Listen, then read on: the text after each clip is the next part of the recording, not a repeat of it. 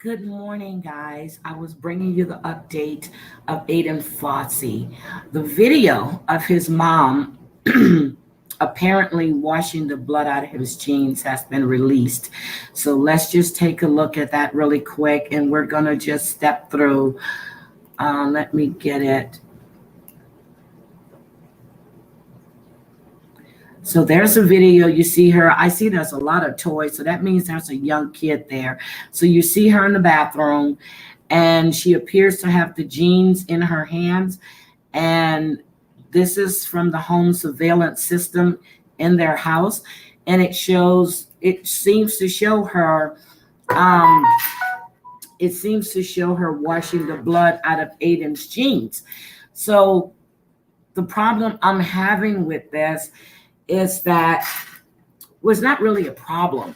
They're saying that it shows, but you see her with the jeans, you see it seems like it's wet.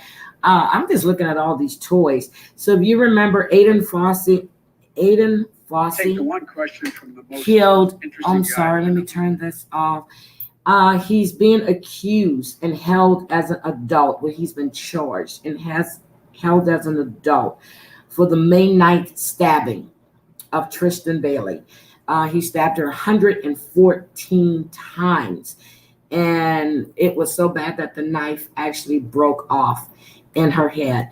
You remember his girlfriend said, Aiden's girlfriend, she's an eighth grader, said that he often talked about killing people. And, he described how he wanted to do it. And she said that he even pretended to stab her one time in the throat. She said a month before Tristan's killing, Aiden had talked at length about murdering someone. He would find a random person walking at night, drag them into the woods, and stab them. She also talked about his knife, which we know he called, I stated on previous videos, he called his knives picker and poker.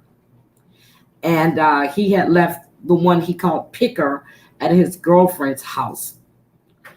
And then the knife that matched the description for the poker, which is a folding buck knife, was recovered by a diver in the pond near where Tristan's body was found. He was interviewed by the sheriff's deputies. He was patted down, discovered to be carrying another knife. They searched his home. They found a handmade shank.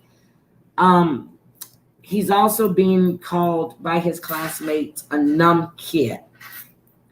And what they mean by that is that he's the type of person you would see as a murderer, and he just doesn't care. And this is what eighth graders were saying. So we get into Aiden's accounts. They said he gave different accounts of the actions between 1:10 a.m. on May 9th, when he left Tristan with a friend, when he left with Tristan from a friend's house at 3:30 a.m. when he returned home. He was asked, why did it take him a half a mile? Why did it take 2 hours to walk a half a mile? I'm trying to go through my notes and make sure that I have all this right. In a conversation with Aiden's parents after discovery of the body, the boy's parents spoke with him in an interview room at the sheriff's office. So the mom and dad, and what they're saying, the parents, so I'm saying the mom and dad, not the mom and her boyfriend, they were in an interview with him. Aiden's mom told him that he needed to respond since he was the last person to be seen with Tristan. His parents even questioned him about his actions the previous night and asked him several times about what DNA or physical evidence might turn up.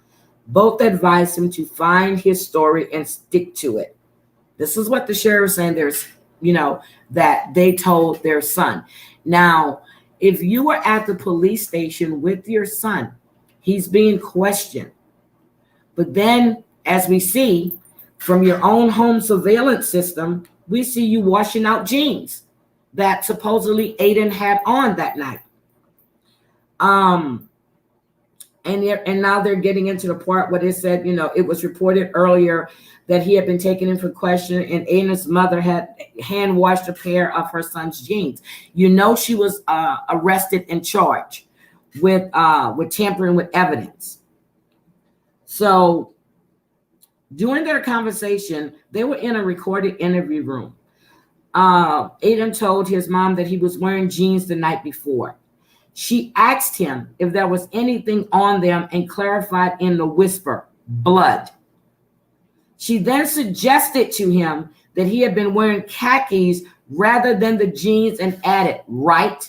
So she was, she was telling her son what to say in this police interview room. So then they break down the timeline. 11:45 p.m. Saturday, May 8th, the Bailey family returns to their home after an evening out. 12:25 a.m. Sunday, May 9th, Tristan's phone logs a call from Aiden. 12:30 a.m., Tristan and Aiden show up at a house of a friend known as Tree. 1:10 a.m., Tristan and Aiden leave Tree's house together. 1:24 a.m., and there's a surveillance tape. Two people who match their descriptions are seen on videos from Neighborhood Community Center. 1:45 a.m., two people who match their description are seen on home surveillance videos on Sandalstone Court, walking toward the end of the cul-de-sac. 3:27 a.m., on the same video from Sandalstone Court, one of the two people is seen running in the opposite direction, carrying what appears to be a pair of shoes. 3:30 a.m., Aiden returns to the home where he lives with his mother and stepfather. Now, they keep saying stepfather, but far as we know, they were living together. That's her boyfriend. Someone in the neighborhood who actually sent me this information saying there's no record of them being married. 9:40 a.m., this is Mother's Day. Tristan's sister goes to get her Mother's Day breakfast and finds she's not in her bedroom. Well, she goes to get her for Mother's Day breakfast. About 20 minutes later, her mother calls 911 to report her missing. Around 6 p.m., Tristan's body is found by a man who was searching property near Sandalstone Court in response to a community alert about the girl's disappearance. So, your mother is sitting with you in the interview room, and everybody is saying that maybe his mother didn't know. And, I get it. She's trying to protect her son. But you were in this interview room suggesting to your son, who's being brought in for questioning about a missing 13-year-old girl, that he was wearing khakis and not jeans. And then you asked him if anything could be found on the jeans, and you whispered to him, blood. And then we just saw the video where you see her in the bathroom hand washing his jeans. And my God, those toys, that room, she needs to tidy that up. But again, I understand you want to protect your son. But if your son has done something as heinous as what he is being charged with, what about Tristan's family? Because sooner or later, whether you try to cover it up or not, the truth always prevails. And I have this picture up here. I'm looking at this kid, and he has nothing in his eyes. Nothing. He's 14 years old. And you stabbed somebody 114 times. And the knife broke off in this girl's skull. And then your girlfriend, she says he mimicked putting a knife around her, and cutting her throat. I mean, this isn't funny. You guys saw this young man had a problem, whether he's joking or not. That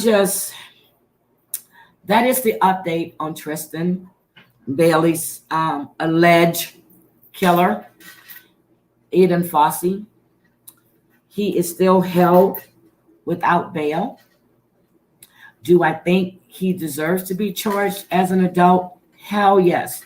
Do I think his mother should face um, full thing for what she's done? Hell yes.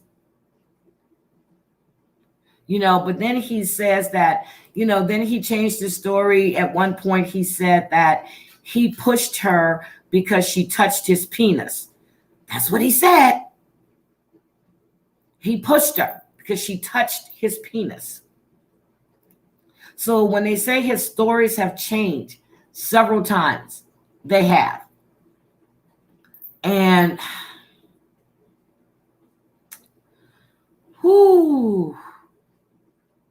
he said that when she grabbed his penis, he was pissed. So he pushed her. So, okay, so where does the knives come in at? Where does the knife come in at? You pushed her. Does that mean that she gets to be stabbed 114 times? Now somebody is saying, I read one article where it said that, she washed his pants while he was being questioned by the sheriff's office. Well, from this article that the sheriff's department released, she and his father was in the interview room with him.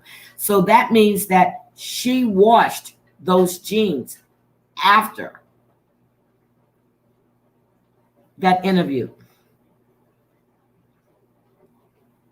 And the drain and the jeans in the home tested positive for blood. So, there's so many different stories out here. So I like to go and I like to pull as much information that the police department is releasing. And Donna Smith, who lives in that neighborhood down in Florida, she sent me this, and I want to say thank you for that. I'm just, this is just a little bit too much for me. And guys, they were talking about his stuff on Snapchat. He was saying that, we're having fun. He was saying he was in the back of the cop car. He was bragging about having fun in the back of the cop car.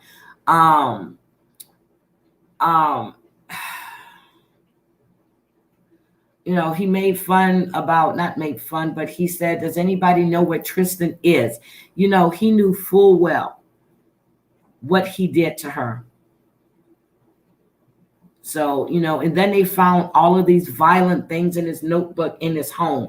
He's got pictures of women with X's over their breasts. He's got severed arms with blood spewing out. So this young man is disturbed. And like I told you before, that his mother was arrested, but she was released on a $25,000 bond. So let's see what happens to her. She is, and she was charged with a third-degree felony. That's what it is in Florida, for tampering with evidence. And let's see what happens. I'm waiting to see when his next court date is. I was looking, and I just sent Donna a message to see if she can find that for me, because I can't find it. And I'm looking down on the news articles down in in Florida as well. So guys, that's all I have for you right now. I'm going to try to do another update. I was piecing this one together. This is having to do with Donwell's sister. She's stating that he abused her when she was younger. Also, August 12th, I think, August 12th marked, not August 12th, August 21st marked 12 years since Rose Blight went missing, which is Candace Wells' sister, Summer Wells' aunt. And I'm going to, so the FBI put out the flyers. She was 21 years old. Her hair was brown, eyes brown. She was 5 feet, 110 pounds. Of course, she's a white female. She has a tattoo with 2 red cherries, right ankle, piercing, ears, and navel. The details they had on the flyer was Rosemary Blight was last seen leaving her residence in St. Croix Falls, Wisconsin, en route to Cushing, Wisconsin, which is a distance of 5 miles. Her car was recovered 5 days later in Grantsburg, Wisconsin, in a parking lot typically used by truck drivers to park their tractor trailers. The parking lot is approximately 30 miles from her residence. So they were asking for tips at the time. And again, this flyer was put out August 21st. So it's been 12 years. And I don't care what anybody says, that family, something is going on there, whether it's the mother, whether it's the father, whether it's the grandmother, who knows? But I do remember Candace kept talking and making a point that she was between 2 states when her sister went missing. Don't know why that was important. But guys, you have a great day. Hopefully I can get the other one done before I have to get out of here. I'm kind of late now. I need to run by. I need to go check on my mother. But I can get this done before I leave, and I will update it. Everybody have a great weekend. Stay safe, stay blessed. Mask up, glove up. I'll see you guys on Monday. Well, I will see you on Monday. Bye, guys. Have a great day.